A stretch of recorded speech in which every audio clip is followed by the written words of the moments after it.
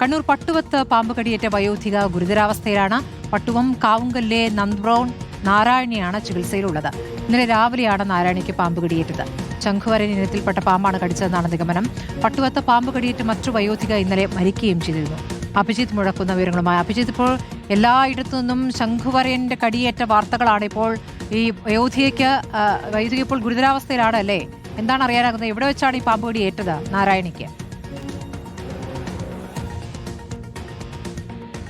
സ്മൃതി, നാരായണിക്ക് ഇന്നലെ വീട്ടിന് സമീപത്ത് വെച്ച് തന്നെയാണ് പാമ്പ് കടി ഏൽക്കുന്നത്. തുടർന്ന് പരിയാരം മെഡിക്കൽ കോളേജ് ആശുപത്രിയിലേക്ക് കൊണ്ടുപോവുകയായിരുന്നു. നിലവിൽ അവിടെ ഇപ്പോൾ ചികിത്സയിലാണ്. ഗുരുതരമാണ് നാരായണിയുടെ ആരോഗ്യനില എന്നുള്ളതാണ് ഡോക്ടർമാർ നൽകുന്ന വിവരം. അതായത് വെന്റിലേറ്ററിന്റെ സഹായത്തോടെയാണ് ജീവൻ നിലനിർത്തുന്നത്. സൂചിപ്പിച്ചതുപോലെ ശംഖുവരയൻ പാമ്പാണ് നാരായണിയെ കടിച്ചത് എന്നുള്ളതാണ് പ്രാഥമിക നിഗമനം. ഏതായാലും അക്കാര്യം സ്ഥിരീകരിച്ചിട്ടില്ല.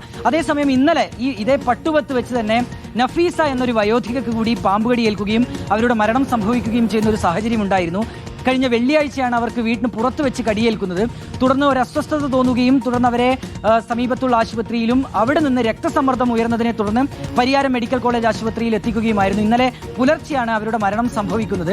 അവരുടെ വീട്ടിൽ ഇന്നലെ വനംവകുപ്പ് ഉദ്യോഗസ്ഥരെത്തി ഒരു പരിശോധനയൊക്കെ നടത്തിയിരുന്നു. പക്ഷേ പാമ്പിനെ കണ്ടെത്താൻ കഴിഞ്ഞിട്ടില്ല. അതേസമയം അവരുടെ വീടിനകത്തൊക്കെ ഒട്ടേറെ മാളങ്ങളൊക്കെയുണ്ട്. ഒരു പാടത്തിന് സമീപത്താണ് ഇവരുടെ വീട്. അപ്പോൾ പാമ്പുകളൊക്കെ വരാൻ കൂടുതൽ സാഹചര്യമുണ്ട്, സാധ്യതയുണ്ട് എന്നുള്ളതാണ് വനം വകുപ്പൊക്കെ. ശരി അഭിജിത്ത്, ഏതായാലും ആശങ്കപ്പെടുത്ത കാര്യമാണ്. എല്ലായിടത്തും ശംഖുവരയൻ പാമ്പിന്റെ വരവാണ്.